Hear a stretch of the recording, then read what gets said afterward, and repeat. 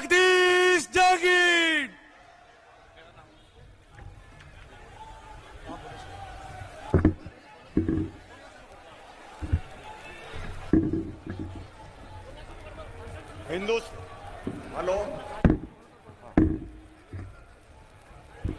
हिंदुस्तान के कांग्रेस के नेता, अखिल भारतीय कांग्रेस कमेटी के पूर्व अध्यक्ष, नौजवानों के मसीहा आदरणीय राहुल गांधी जी का मैं सादुल शहर की धरा पे पधारने आप सब की तरफ से, सादुल शहर की महान जनता की तरफ से स्वागत और अभिनंदन करना चाहता हूं। इनके साथ आए हुए राजस्थान के मुख्यमंत्री सम्मानित अशोक गहलोत जी, प्रदेश कांग्रेस कमेटी के हमारे अध्यक्ष आदरणीय गोविंद सिंह जी डोटासरा, कांग्रेस वर्किंग कमेटी के सदस्य और हमारे नेता आदरणीय सचिन पायलट जी, मंच पर उपस्थित हमारे आईसीसी के सचिव सम्मानित काजी निजामुद्दीन साहब, उपस्थित सभी सम्मानित दोस्तों और सम्मानित मंच, आप सबकी तरफ से मैं माननीय राहुल गांधी का हार्दिक स्वागत और अभिनंदन करना चाह रहा हूं। राहुल जी, मैं निवेदन करना चाह रहा हूं कि नेहरू परिवार का, नेहरू खानदान का पहला व्यक्ति मैं राजस्थान के मुख्यमंत्री जी का भी आप सबकी तरफ से सादुल शहर पहुंचने पर हार्दिक स्वागत और अभिनंदन करना चाहता हूं। राहुल जी, मैं निवेदन करना चाह रहा हूं कि सादुल शहर जो है हिंदुस्तान के कोने का गांव है और आपने मुझे तीसरी दफा कांग्रेस का प्रत्याशी यहां से बनाया। राहुल जी, मैं एक मजदूर का बेटा हूं, कारपेंटर का बेटा हूं, लेकिन लंबे समय तक कांग्रेस पार्टी में कार्य किया और आपने आशीर्वाद दिया। सादुल शहर की महान जनता ने मुझे विधायक बनाया और आज फिर आप मुझे आशीर्वाद देने के लिए हमारे आए। राहुल जी, एक बात कहते हुए अपनी बात खत्म करूंगा कि सादुल शहर की जनता की तरफ से आपको स्पष्ट करना चाहता हूं, तमाम कांग्रेस के साथियों की तरफ से, कि निश्चित तौर पे सादुल शहर में कांग्रेस की सीट जीतेगी और राजस्थान में कांग्रेस की सरकार रिपीट होगी। मैं माननीय मुख्यमंत्री जी का धन्यवाद करना चाह रहा हूं कि मुख्यमंत्री जी 70 साल के बाद 200 करोड़ के खाड़े आपने भाखड़ा और 100 करोड़ के काले कनाड़ में दिए। इस लंबी फेज के बाद किसानों के लंबे समय तक की जो समस्या का समाधान कर सके, और मैं आपसे यह धन्यवाद करना चाह रहा हूं कि नरमा कपास की फसल के खराब के बाद 1125 करोड़ का आपने अनुदान दिया, उसके लिए बहुत बहुत धन्यवाद। आपका पूरे स्वागत। जय हिंद। अब मैं उद्बोधन के लिए आमंत्रित करूंगा हमारे पूर्व उप मुख्यमंत्री श्री सचिन जी पायलट साहब को कि सचिन जी पायलट मंच पर आए और अपना उद्बोधन दें। हम सभी के नेता आदरणीय राहुल गांधी जी, प्रदेश के मुख्यमंत्री सम्माननीय अशोक गहलोत साहब, डोटासरा जी, हमारे विधायक जहांगीर साहब, मंच पर नेतागण, दोस्तों, बुजुर्गों, माताओं, बहनों, प्यारे बच्चों, हमें आने में थोड़ी देर हुई, उसकी क्षमा चाहते हैं, लेकिन सुबह से राहुल जी दौरे पर निकले हैं और जहां जहां हम लोग गए हैं वहां हजारों लाखों की तादाद में लोग आए हैं और हमको आश्वस्त किया है कि आने वाले समय में 25 तारीख को कांग्रेस का बटन दबाकर भारी बहुमत से पूरे प्रदेश में सरकार कांग्रेस पार्टी के बनाने जा रहे हैं। मैं जानता हूं ये सीमावर्ती इलाका है, यहाँ बहुत चुनौतियां रहती हैं, लेकिन मैं इतना भी जानता हूं कि भाजपा और कांग्रेस में जब तुलना करोगे तो कांग्रेस बहुत आगे है। किसानों की, नौजवानों की, फौजियों की, बुजुर्गों की, महिलाओं की, सबकी समस्याओं का समाधान करने का अगर किसी के पास मानस है तो सिर्फ कांग्रेस पार्टी पे है। राहुल गांधी जी ने जिस जोश के साथ आज सभी कार्यकर्ताओं में एक आत्मविश्वास भरा है, उसे देखकर मैं पक्के वादे से कर सकता हूं कि 3 तारीख को जब पेटियां खुलेंगी तो प्रचंड बहुमत के साथ कांग्रेस की सरकार राजस्थान में बनेगी। भाजपा और कांग्रेस का कोई मुकाबला नहीं है। छत्तीसगढ़ में, मध्य प्रदेश में, तेलंगाना में सभी जगह कांग्रेस की आंधी आ रही है। आज यहां पर आकर राहुल जी ने संदेश दिया है कि कांग्रेस पार्टी एकजुट है, मजबूत है और आने वाले 5 सालों में पूरी तत्परता से आप लोगों की हम लोग सेवा करेंगे। मेरा आपसे करबद्ध निवेदन, 25 तारीख को जब मतदान होगा हाथ का बटन दबाएं और कांग्रेस पार्टी को भारी बहुमत देकर जिताएं। बहुत बहुत धन्यवाद। राम राम साहब। वक्ताओं की अगली कड़ी में मैं हमारे ऊर्जावान प्रदेश अध्यक्ष गोविंद सिंह जी डोटासरा से निवेदन करूंगा कि वो अपना उद्बोधन दें। राम राम साहब। हमारे नेता आदरणीय राहुल गांधी जी, हमारे लोकप्रिय मुख्यमंत्री अशोक गहलोत साहब, हमारे पूर्व प्रदेश अध्यक्ष आदरणीय सचिन पायलट जी, आपके लोकप्रिय विधायक जगदीश चंद्र जांगीर जी, सम्मानित मंच, आदरणीय बुजुर्गों, युवा साथियों, माताओं बहनों, कांग्रेस की सरकार ने 5 साल में शानदार काम किया है। जगदीश जांगीड़ जी ने बहुत शानदार काम किया है। कोरोना मैनेजमेंट हो, चाहे 10 गारंटियां हो, चाहे 7 गारंटी आगे आने वाली सरकार के लिए दिए हों, एक से बढ़कर के एक योजना 36 कौमों के लिए गरीब को गणेश मान करके सेवा की है। इसलिए मैं आपसे निवेदन करने के लिए प्रदेश कांग्रेस कमेटी के अध्यक्ष के नाते आया हूं कि काम किया दिल से, कांग्रेस फिर से काम किया दिल से।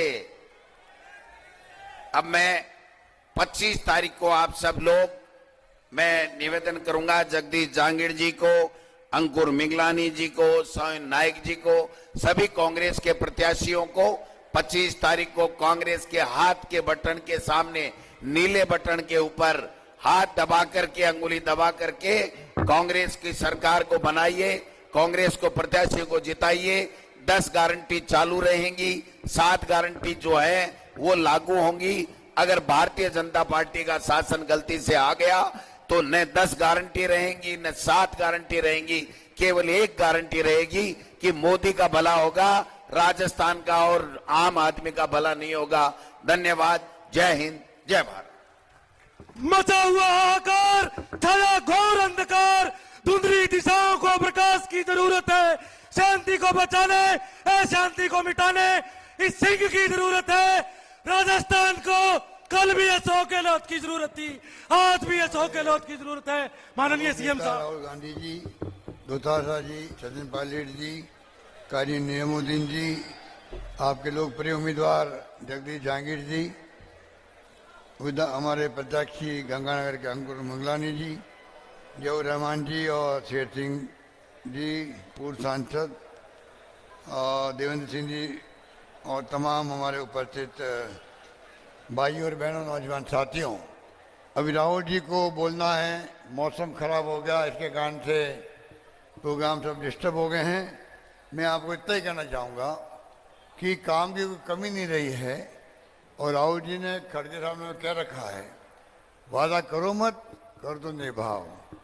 उसी थीम के आधार पर सरकार चल रही है। महंगाई हो, बेरोजगारी हो, प्यार मोहब्बत भाईचारा हो, ये राहुल जी की सोच है। इसको हम आगे बढ़ा रहे हैं और मैं कहना चाहूँगा आपको, राजस्थान ने इतिहास बना दिया है।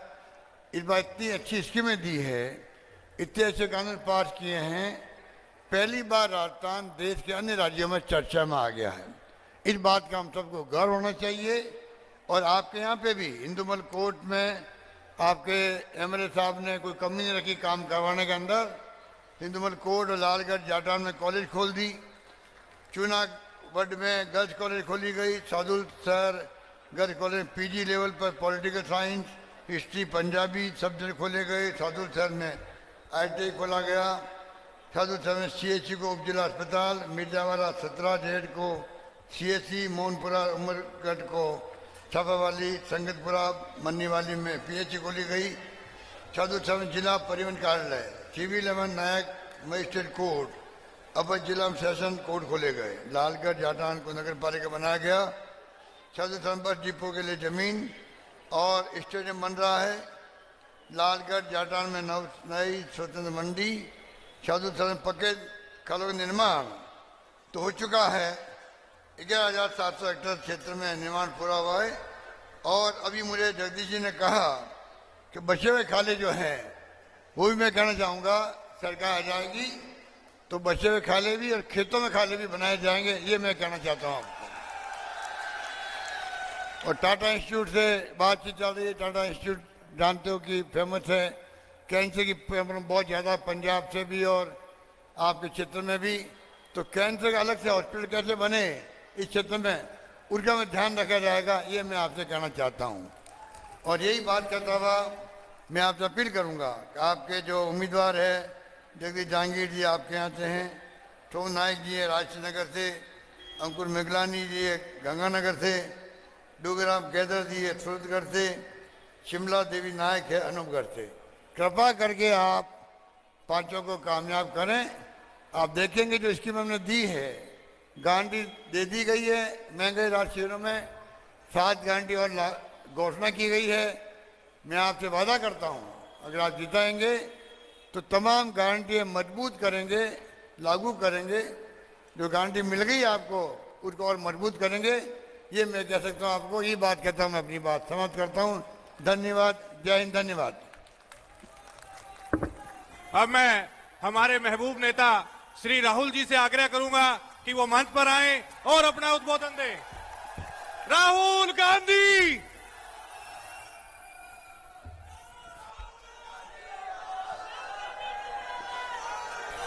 अशोक गहलोत जी, गोविंद सिंह डोटासरा जी, सचिन पायलट जी, स्टेज पे कांग्रेस पार्टी के सब वरिष्ठ नेता, हमारे प्यारे कार्यकर्ता, भाइयों और बहनों, प्रेस के हमारे मित्रों, आप सबका यहां बहुत बहुत स्वागत। इतना जोश है आप में, बहुत अच्छा लगा यहां आकर।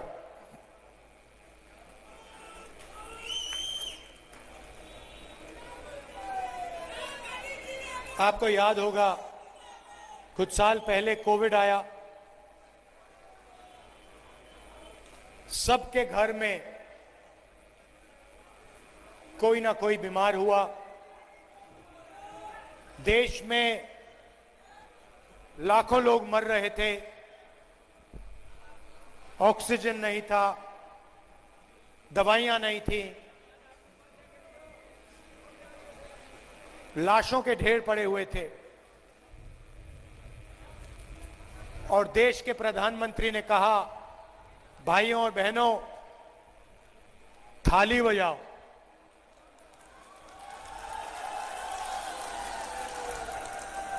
पहले कहा थाली बजाओ, उसके बाद जैसे आपके मोबाइल फोन की लाइट ऑन है, नरेंद्र मोदी जी ने कहा लाइट ऑन करो मोबाइल फोन की।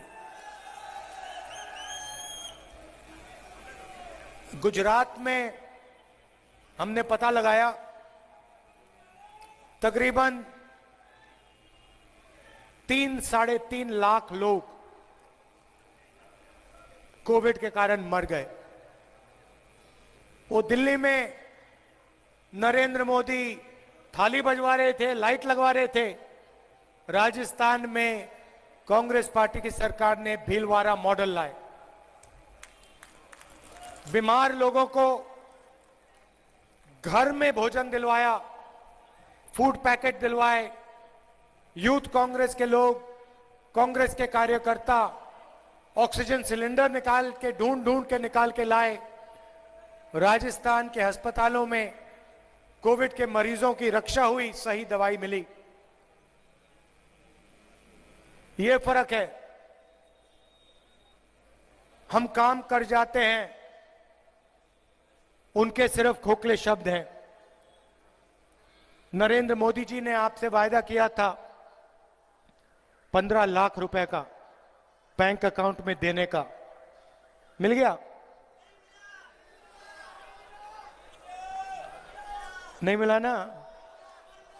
आपको और मिलेगा भी नहीं कभी। मगर भाइयों और बहनों, 14.5 लाख करोड़ रुपए, 14.5 लाख करोड़ रुपए नरेंद्र मोदी ने हिंदुस्तान के अरबपतियों का कर्जा माफ किया। आपको 15 लाख रुपए नहीं दिए, उनको 14.5 लाख करोड़ रुपए उठा के दे दिए। आपने देखा होगा नरेंद्र मोदी के भाषण में, पहले जहां भी वो जाते थे कहते थे मैं ओबीसी वर्ग का हूं। याद है? याद है? नरेंद्र मोदी ओबीसी है, मैं ओबीसी वर्ग का हूं। कुछ दिन पहले भाषण दिया, भाषण में कहते हैं भाइयों और बहनों, हिंदुस्तान में सिर्फ एक जात है, वो है गरीब। अच्छा, जब आप चुनाव लड़ रहे थे तो आप बन गए ओबीसी,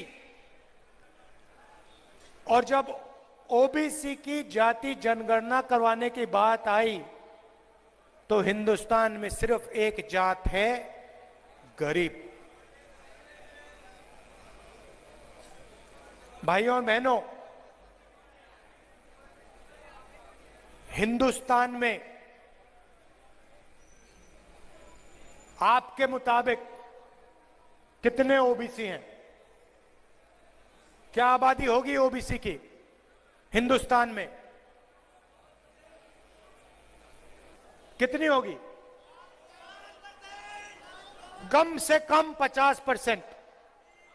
कोई नहीं जानता इस देश में पिछड़े लोग कितने हैं, कोई नहीं जानता, किसी को नहीं मालूम। कोई कहता है 50%, कोई कहता है 52%, कोई कहता है 55%, किसी को नहीं मालूम।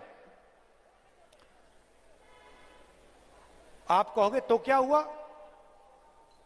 अगर पिछड़ों को अपनी आबादी नहीं मालूम तो क्या? इसमें क्या बड़ी बात है? मैं आपको बताता हूं। देश को एमएलए और एमपी नहीं चलाते। किसी भी बच्चे से पूछ लो, 10 साल के बच्चे से पूछो क्या करना चाहते हो, आपको बताएगा आईएएस में जाना चाहता हूं। बताएगा नहीं बताएगा? सारे में भारत जोड़ो यात्रा में मैं चला कन्याकुमारी से कश्मीर, बच्चों से पूछो क्या करना चाहते हो, कहते हैं आईएएस में जाना चाहता हूं। कहो क्यों? बच्चे कहते हैं देश को तो वो चलाते हैं। एमएलए 5 साल के लिए चुना जाता है, एमएलए बदल जाते हैं, आईएएस ऑफिसर कभी नहीं बदलता। एक बार आईएएस ऑफिसर बन गया, मानो बन गया, खत्म हो गया काम। देश को आईएएस ऑफिसर चलाते हैं। हिंदुस्तान के बजट को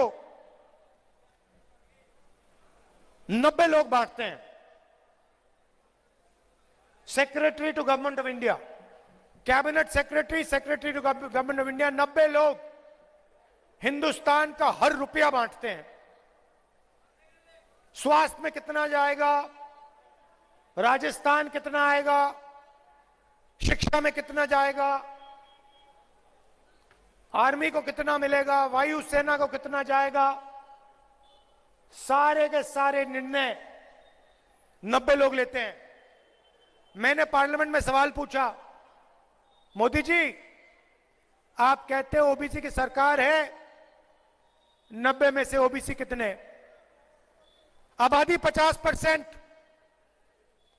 90 में से 45 होने चाहिए। अगर आबादी 50 है, पता नहीं ज्यादा भी हो सकती है।